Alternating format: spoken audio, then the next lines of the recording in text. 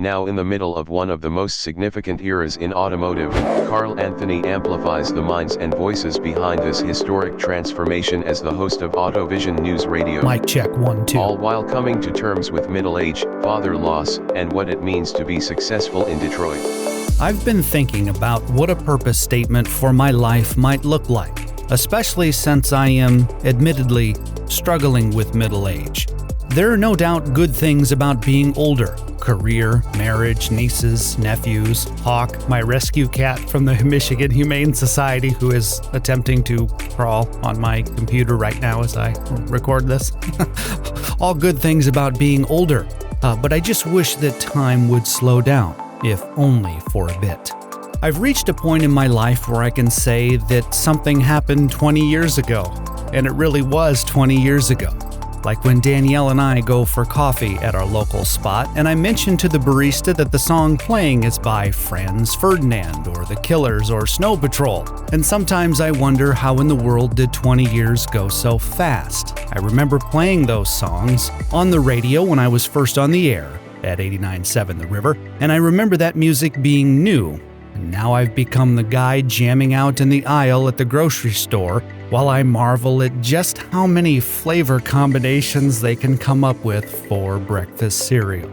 And while these observations are humorous on the surface, underneath they are a representation of my struggle and sometimes outright inability to come to terms with getting older. They are a representation of my insecurity. That insecurity of whether or not I've done something good with my life, and now that this much time has passed, is it too late? If you find yourself at these sorts of intersections where you have to process or reflect, it is my hope that after listening to this episode of AutoVision News Radio with Ann Partington that you are inspired. After recording this, Ann has inspired me to create a purpose statement. It's a work in progress, but I find it's helping me come to terms with things. By way of introduction, Ann Partington is the Managing Director of the Tauber Institute for Global Operations at the University of Michigan, where she oversees the Fellows Program and leadership development initiatives while fostering strategic industry partnerships. A mechanical engineer with extensive automotive industry experience, she has held leadership roles in product development, program management, and global supply chain at General Motors and Stellantis. Ann serves on the advisory boards of the Automotive Women's Alliance Foundation, the Motor Cities National Heritage Area, and was honored by the Society of Women Engineers on their National 2022 Women You Should Know list. Allow me now to make the introduction, someone I'm glad to call a colleague and a friend. Ann Partington, Managing Director of the Tauber Institute for Global Operations. Moving at the speed of mobility, this is AutoVision News Radio with Carl Anthony in Detroit, Michigan. So, I am the child of two immigrants who came to this country with a great deal of hope. And much of that hope was instilled in their children and their friends' children in the hope that they might bring impactful work to the communities that they lived in, the work that they did, and aspire to create opportunities for the generations ahead. My early journey, was a lot about creativity, ingenuity, innovation. We didn't have a whole lot of money, but we had a whole lot of fun. People were always welcome at our kitchen table. I think of my mother having run the United Nations of the kitchen tables. People were always welcome at our table. She was feeding people, exchanging recipes. Very talented woman in her own right, very gifted and knowledgeable. But she understood the power of the human connection, and she taught it to us well, generationally and with people with really different identities. I think we had pretty much through our teenage years, probably pretty much the typical immigrant dream of parents working hard, reminding me every day. My dad's question was, did you finish your homework? Because education was the gateway to opportunity. And then my dad got sick. And he had a critical injury and came down with some other infections that then changed his life completely. And in that aspect, it changed our lives completely. And I think it gave me both an early window in my teenage years of what it means to really be a champion for others, relentlessly think about one's own purpose and impact to the world, and to recognize that there is strength in humility, and the loudest voices aren't always the strongest voices. Yeah. And so, when I think about the 7 years that my father was really sick, I saw some of the greatest teams in the world operate. And these were the teams in the emergency room and in the hospital, where operations and supply chain, when it was at its key, could provide the type of care and community that my father needed. I saw the way our community in some aspects really revolved and supported my father. And I saw the ways in which society no longer really accepted someone with an identity where he was now very physically limited. And so as a young person, as an engineer, someone who is taught to create for the long term, to design for the universal, to think about how to make things inclusive, I think those formative early years really taught me about how to be flexible, relentless, kind, in the pursuit of purpose, and yet very focused on getting to an outcome that could drive equity and belongingness for all.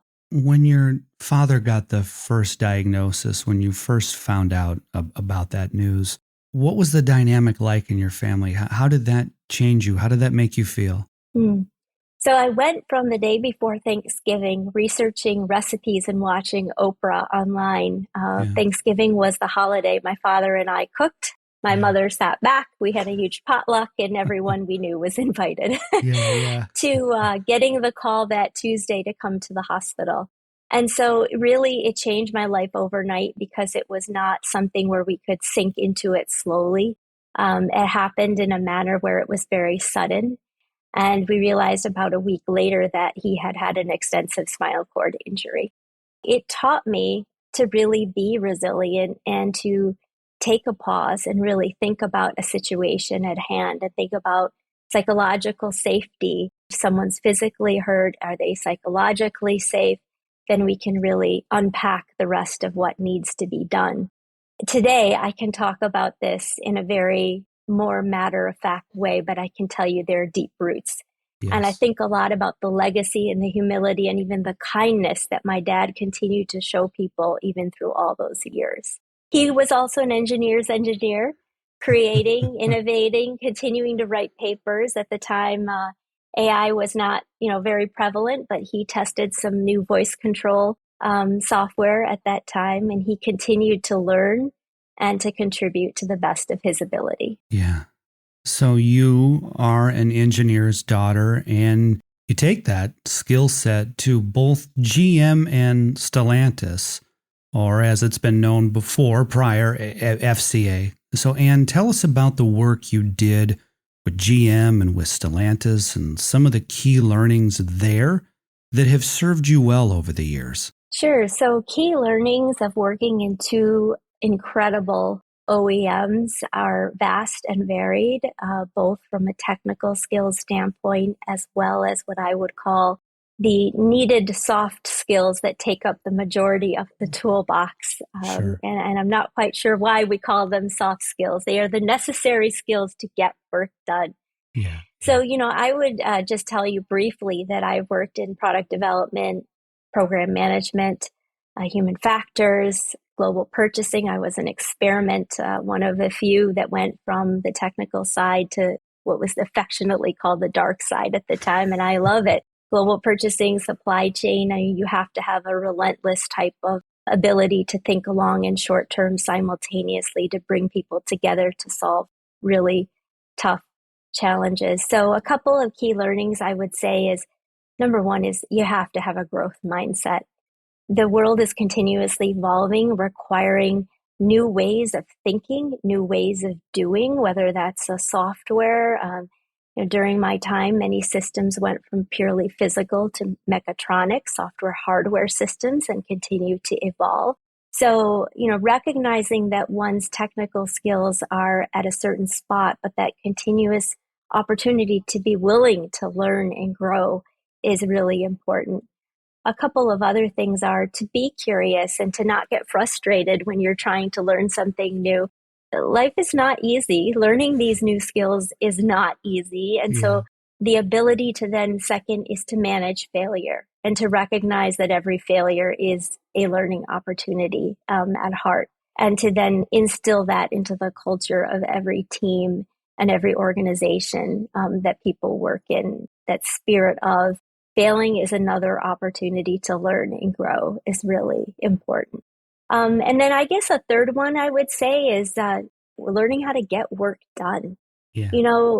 Showing up again and again and again, supporting others and learning how to have reciprocal relationships, supporting those relationships and developing them so you can help one another along the way. And then when there are those really significant challenges, those stop everyone in their track and let's mobilize as a team around a common purpose that needs to be resolved ASAP. People come to the table because they recognize the work that's been done along the way. And so I think continuously working together to be those multipliers, to know how to get work done and bring others along, elevate their work, and vice versa, is really key. So I would say those would be sort of three main areas of learning, at a more high level. And now we move up here to the present day, where you are the Managing Director of Industry Partnerships for the Tauber Institute for Global Operations at the University of Michigan. Link in the show notes. And a two-part question here. First, tell us more about the Tauber Institute, and then further to that, your role there. So the Tauber Institute for Global Operations is an institute that is a collaboration between the Ross School of Business and the University of Michigan's College of Engineering. It's founded by our still very active founder, Joel Tauber. We're very thankful to him. And he had the foresight to really think about the importance of bringing together students from different functional areas in a multidisciplinary 2-year curriculum to jumpstart both their technical learning as well as their leadership learning. In other words, I would go back to what I shared at the very beginning. He thought about what it takes to really get work done. Yeah. And, within that, we have two very core beliefs at the Tauber Institute. The first is we believe that by bringing students together from multidisciplinary functions and by having them learn together, they have the opportunity then to grow together in their thinking and be open to different ideas and perspectives, as well as the identities of their fellow cohort. The second piece is that we believe that putting them in a very intensive and immersive industry project, a real world project. So we're not talking a project that, will shut the line down the next day, but we are talking about a project that has measurable impact, that typically has really important opportunities and impacts for the company, is typically an ongoing challenge and then becomes a living legacy. The second thing that we really believe is it's important to do a real world project in a cross-functional setting during that time. We add 2 expert faculty advisors to every one of these projects to really provide additional guidance and support to the students. And then the idea is that when they come out of this and come back for their second year with us, they can take those key learnings, apply them. And then when they leave us and go out into the world, they have built that muscle power of being able to work cross-functionally in industry. And I've heard you speak about this before at events and conferences. Why is it important to mentor and train this younger generation before us? The next generation has even greater and more complex challenges across society than perhaps we knew about. Maybe they existed, but maybe they weren't as visible due to the digital age that we live in.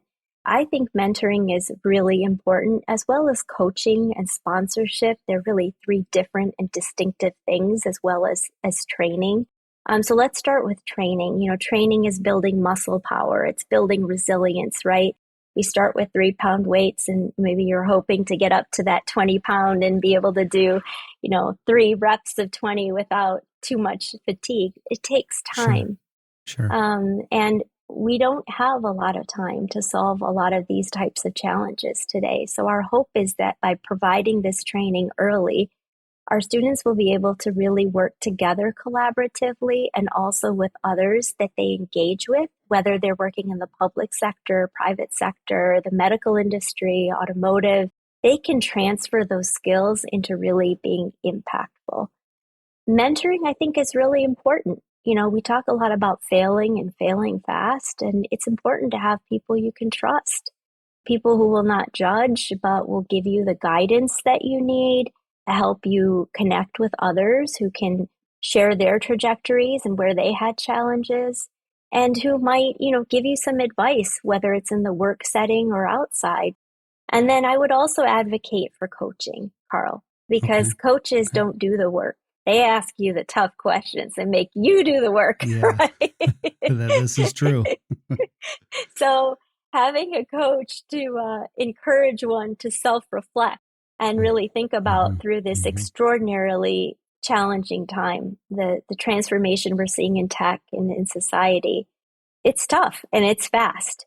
Having a coach to help oneself through, I think, is really important. Why do I think these things are all important? Because, Carl, we have a desperate need for talent in these spaces. Yeah. It's just not viewed as being the premier, let's say, of the premiers when you look at what the demand is versus the jobs that are available. And yet it's so core, right?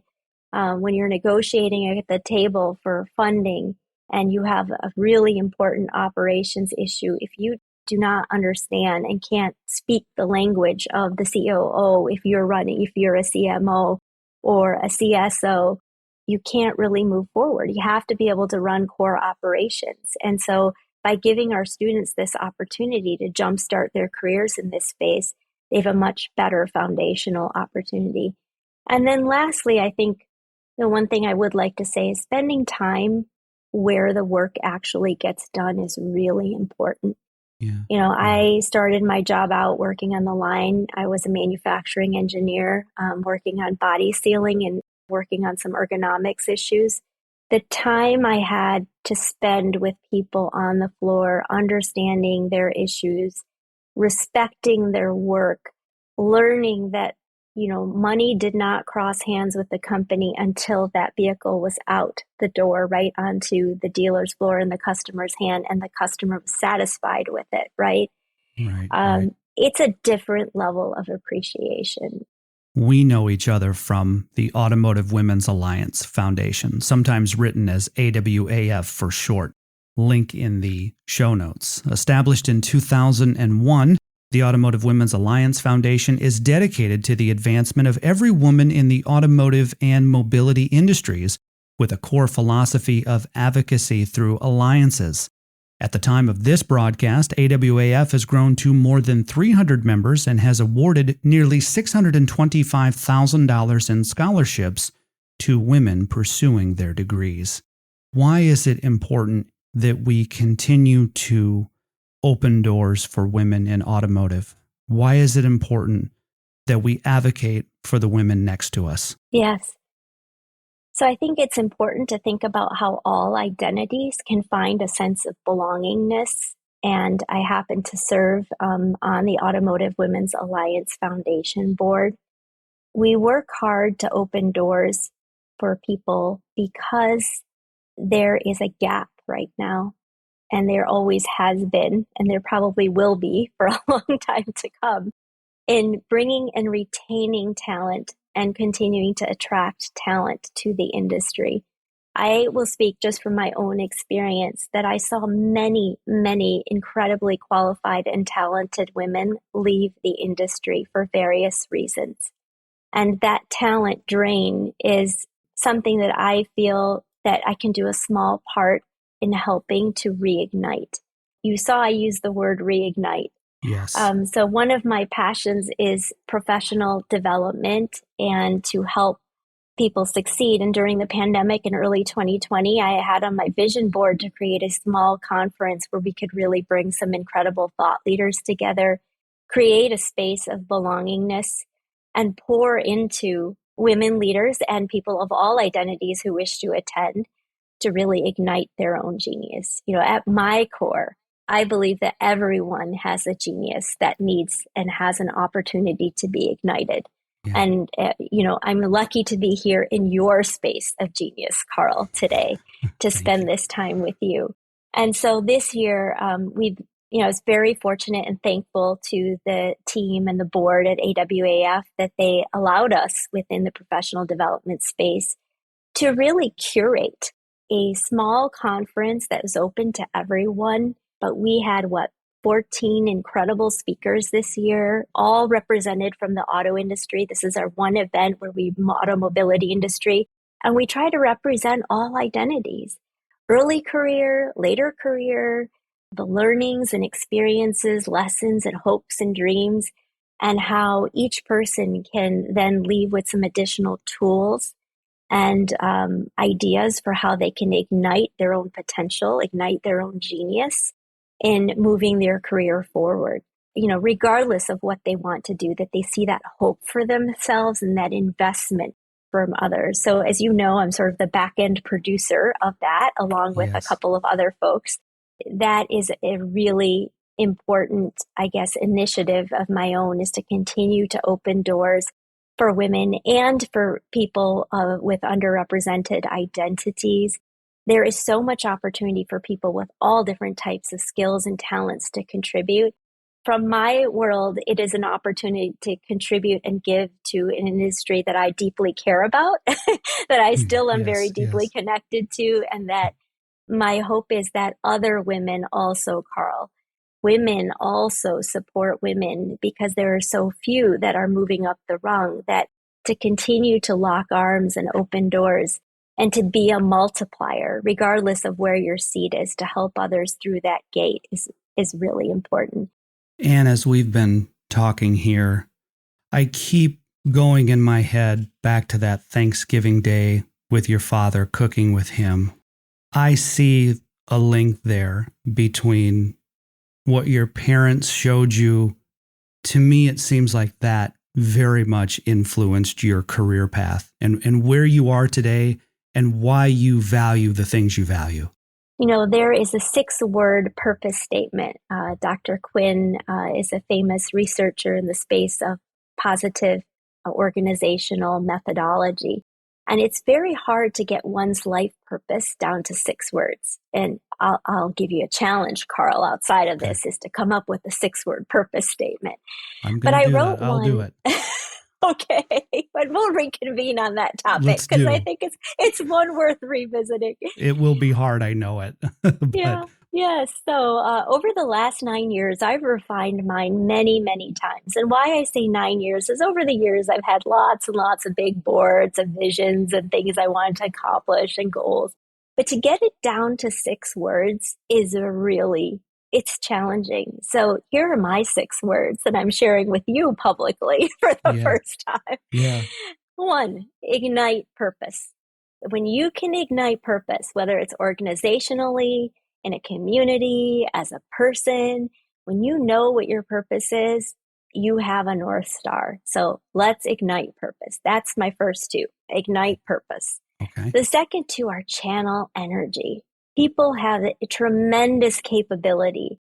Instead of the word inspire, I think of the word aspire, meaning that things are much more achievable than people think they are. And I want people to be able to aspire in whatever organization or group that I lead or work in or partnership I have with them. So channel energy is my next 2, really channeling that energy towards that purpose and aspiration. And the third is create belongingness. Because when we have a culture where people feel like they can belong with their whole self, all sets of intersectional identities, really amazing things can happen. So my 6-word purpose statement that I aspire to, because I'm not going to say that it's easy, it's hard, is to ignite purpose, channel energy, and create belongingness. You talked about the Thanksgiving Day and how I still carry that with me every day. So for many people, legacy comes later in their career. For me, I thought about legacy at the very beginning of my career. So every interaction, every bit of daily work, every conversation I have with every person is an opportunity to leave a little bit of legacy. It is through those bits of giving and receiving legacy that can be impactful, helpful, create a true connection. that I think does really ignite purpose, channel energy, and create belongingness. See the links in the show notes to learn more about the Tauber Institute for Global Operations at the University of Michigan and the Automotive Women's Alliance Foundation. AutoVision News Radio is available on the digital antennas of Spotify, Apple Podcast, Podbean, and more. In Detroit, alongside Ann Partington, I'm Carl Anthony, AutoVision News Radio.